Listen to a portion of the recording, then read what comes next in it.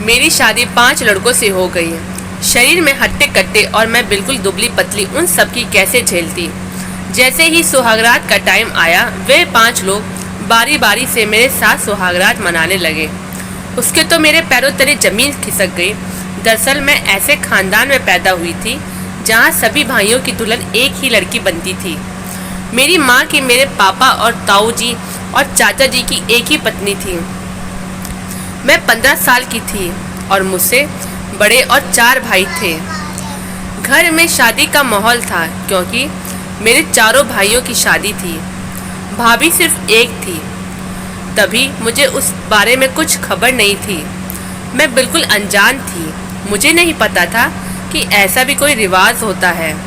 मैं तो इस खुशी में झूम रही थी कि घर में मेरी 4 भाभियाँ आएंगी। लेकिन भैया की शादी के बाद जब दुल्हन का गृह प्रवेश किया जा रहा था तो मेरे चारों दूल्हे भाइयों के साथ केवल एक ही दुल्हन थी।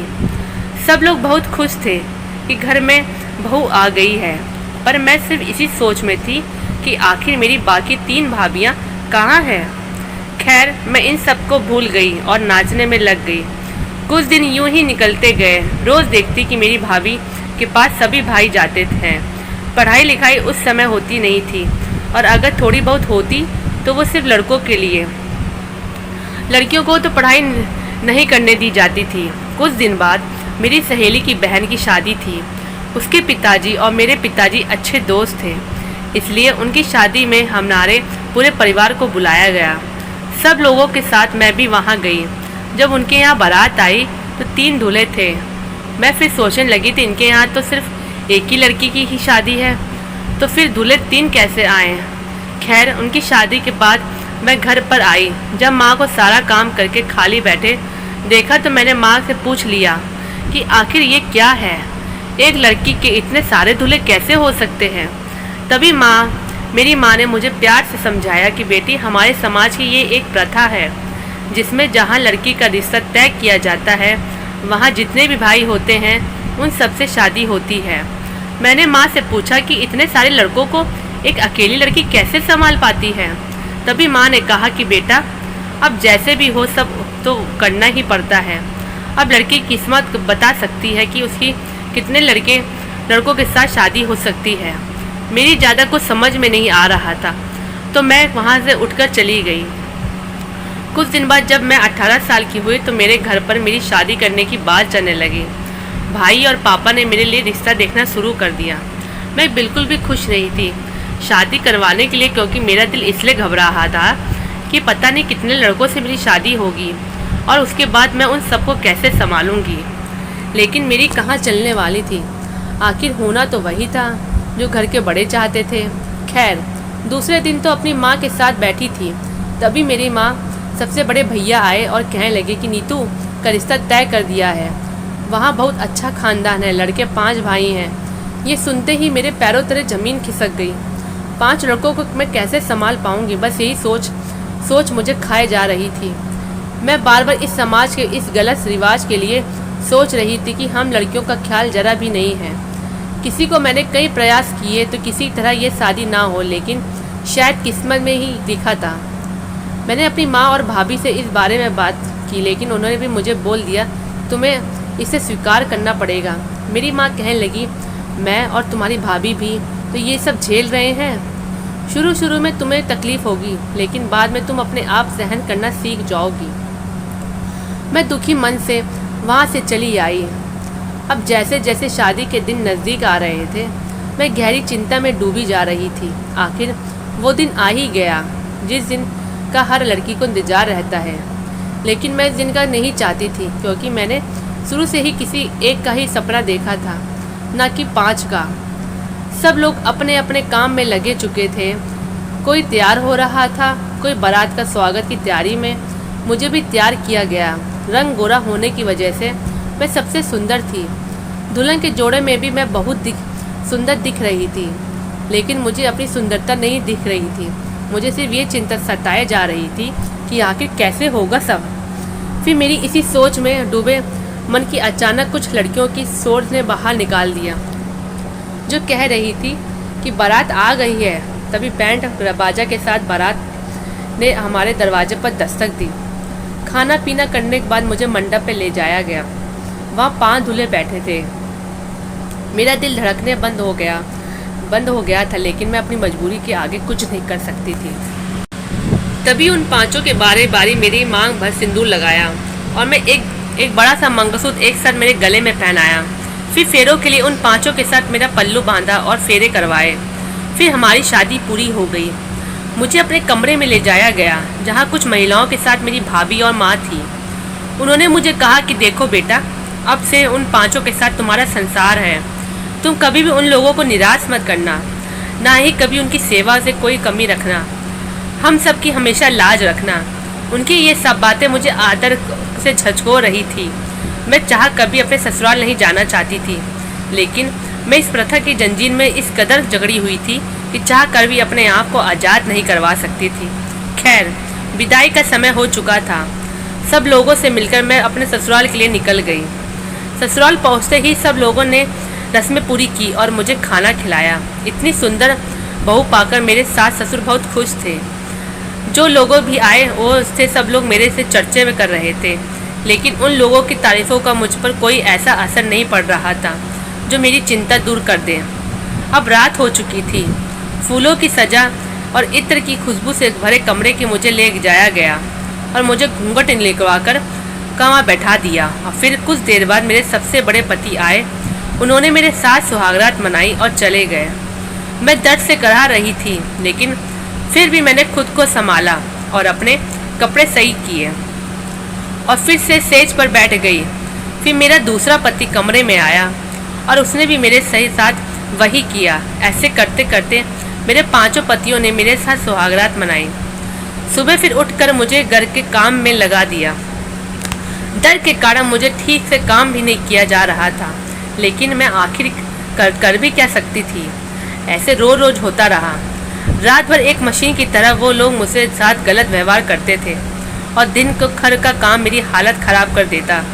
फिर एक दिन मुझे अपने माता पिता से मिलवाने के लिए मेरे पीहर ले जाया गया। वहाँ जाकर मैं सब लोगों से मिलकर बहुत अच्छा महसूस करने लगी, लेकिन मैंने अपनी भाभी को सब कुछ बताया तो उन्होंने मुझे दिलासा दिया और कहा कि मैं तुम्हारे भाइयों से भी इस बारे में बात करूँगी। तभी मेरा वापस जाने का समय हो गया और मैं अपने ससुराल चली आई। उधर मेरी भाभी ने मेरे भाइयों से बात कर के मेरी सास को बोला कि हमारी नीतू बहुत कमज़ोर है। वो एक साथ 5 लोगों को साथ संबंध बनाने में अभी सक्षम नहीं है, तो आप थोड़ा दया करो। उस पर फिर मेरी सास ने मेरे 5 पतियों के दिन बांध दिए कि एक पति एक रात को ही मेरे साथ रह सकता है और इस तरह हर पति को हफ्ते में एक बार मेरे साथ आने की बारी आती। अब मैं कुछ ठीक होने लगी थी, क्योंकि अब रोज़ाना सिर्फ एक पति ही मुझसे संबंध बनाता था। लेकिन मेरे सबसे छोटे पति बाकी सबसे अलग थे। वो मुझे समझते थे, मेरे मूड का भी ध्यान रखते थे और मेरी हर तकलीफ़ों को समझते थे। जब कभी मेरी तबीयत ठीक ना होती वो मेरा ख्याल रखते थे और मैं उनसे ज़्यादा प्यार करती थी, क्योंकि सिर्फ वो ही थे जो मुझे अपनी मानते थे। अब धीरे धीरे हम दोनों एक दूसरे के लिए ही सपने देखने लगे थे। मेरे सबसे छोटे पति को अब बिल्कुल पसंद नहीं होता था कि उनके बड़े भाई मुझे छुए, लेकिन उनकी और मेरी एक न चलती थी। आखिर उनकी भी पत्नी थी। मैं एक दिन मेरे सबसे बड़े पति ने मुझे कहा कि तुम राहुल यानी कि मेरे सबसे छोटे पति को इतना प्यार क्यों देती हो? आखिर हम भी तो तुम्हारे पति हैं, हमें तो तुम इस तरह प्यार नहीं करती। मैंने उन्हें कुछ नहीं बोल पाई। फिर उन्होंने गुस्से से मुझे पीटना शुरू कर दिया और गलत व्यवहार मेरे साथ किया। मैं दर्द से करा रही थी, लेकिन उन्होंने मुझ पर बिल्कुल भी दया नहीं की। इस तरह से उनकी तरह मेरे बाकी पतियों को भी मेरा राहुल के साथ प्यार बिल्कुल भी नहीं भाता था। वो भी मुझे मार पीट कर शिकार बनाते लगते। राहुल को ये सब बिल्कुल भी पसंद नहीं आ रहा था, लेकिन वो बेचारा क्या करता। एक दिन मेरे मायके से संदेश आया कि मेरे भतीजा हुआ है, तो मुझे वहाँ बुलाया गया है। मेरे सास ससुर ने मुझसे कहा कि कल तुम अपने मायके चली जाना, तुम्हें राहुल छोड़ आएगा और 2 दिन बाद वापस ले आएगा। मैं खुश हुई, क्योंकि कम से कम 2 दिन तो इन हैवानों से छुटकारा पाऊंगी। उस रात राहुल की बारी थी, लेकिन मेरे कमरे में आने की। रात होते ही राहुल मेरे कमरे में आए मैं उन्हें देखकर कपड़े उतारने लगी।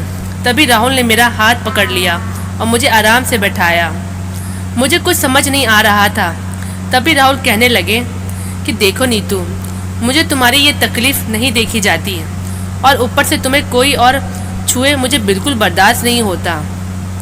तभी मैंने कहा कि अब हम कर भी क्या सकते हैं, और सच कहूँ तो मैं भी आपके साथ ही रहना चाहती हूँ, क्योंकि मैंने भी हमेशा सिर्फ एक ही पति का सपना देखा था और इस समाज की प्रथा ने मुझे अपने सपनों से अलग कर दिया। तभी राहुल ने मुझे कहा कि अब हम ऐसे नहीं रहेंगे। कल मैं तुम्हें तुम्हारे मायके छोड़ आऊँगा और वापस आकर घर से पैसे और गहने चुरा लूँगा। फिर 2-3 बाद मैं तुम्हें ले आऊँगा तो हम लोग वहाँ से कहीं दूर भाग जाएंगे, अपनी अलग दुनिया ही इन सब से दूर। राहुल की इन बातों से मुझे बहुत सुकून मिली। अब मुझे एक उम्मीद जगी कि शायद अब मुझे ऐसे अत्याचार नहीं सहने पड़ेंगे। दूसरे दिन मैं अपने कपड़े डालकर पीहर के लिए राहुल के साथ निकल गई। तभी राहुल ने किसी दोस्त से दुर्घटना घटी तो राहुल को वहाँ जाना पड़ा। तभी राहुल ने मुझे मेरे पीहर जाने वाली बस पर बैठा दिया और खुद अपने दोस्त के पास चले गए। तभी प्लान के मुताबिक हो रहा था। शाम का समय हुआ। मेरे ससुर के पास मेरे पिताजी का कॉल आया तो उन्होंने कहा कि क्या हुआ जी, आपने आज नीतू को भेजा क्यों नहीं? तभी मेरे ससुर ने कहा कि ये क्या बात कर रहे हो, नीतू को तो बस सुबह ही बस में बैठा दिया था। फिर राहुल के आने के बाद मेरे ससुर ने राहुल से कहा कि नीतू अभी तक अपने घर नहीं पहुंची, क्या तुमने उसे सही से बस में नहीं बैठाया गया था क्या? तभी राहुल ने कहा कि नहीं तो, मैं तो उसे अच्छी तरह बैठा के आया था। अब राहुल भी बहुत घबरा गए कि आखिर नीतू गई कहाँ। मेरे मायके वाले भी आ गए थे। दूसरा दिन हो गया था, लेकिन अभी तक मेरे बारे में कोई भी खबर नहीं आई थी। सबसे ज़्यादा राहुल दुखी थे कि आखिर मैं कहाँ गई। 2 दिन बाद वो मेरे साथ अपनी दुनिया बसाने वाले थे, लेकिन उससे पहले ही ये घटना हो गई थी। मेरी कोई खबर न लगने पर सब लोगों ने पुलिस को खबर करने की सोची और थाने में जाकर रिपोर्ट दर्ज करवा दी। पुलिस अपनी छानबीन में लग गई थी। तभी नीतू की बॉडी उन्हें सड़क पर दूसरे किनारे पर मिली। पत्थर के वार किया हुआ था, जिसकी वजह से नीतू की पूरी बॉडी कुचली हुई सी थी। सब लोगों ने नीतू की बॉडी से उसके कपड़ों और हाथ में बने टैटू से पहचान ली और अंतिम संस्कार कर दिया गया। अब सवाल था कि आखिर नीतू को मारा किसने। जब नीतू गई थी तो उसे गले में कोई तरह के गहने डाले हुए थे जो लाश पर नहीं मिले। सब लोगों ने इसे लूट कर मारने का इरादा समझ लिया। कुछ दिन तक तो पुलिस ने छानबीन की, लेकिन अपराधी नहीं मिला। फिर बाद में इस घटना को भुला दिया गया। सब लोग भी भूल चुके थे, लेकिन नीतू को भूलना राहुल के लिए मुश्किल था। वह नीतू की याद में दिन रात रहता। एक रात राहुल अपने कमरे में सो रहा था, तभी उसे खटखट की आवाज़ सुनी। राहुल ने अपने कमरे का दरवाज़ा खोला और घर की पिछली तरफ गया जहां पर आवाज़ आ रही थी। फिर उसने देखा कि नीतू के ससुर जमीन को खोद कर कुछ निकाल रहे थे।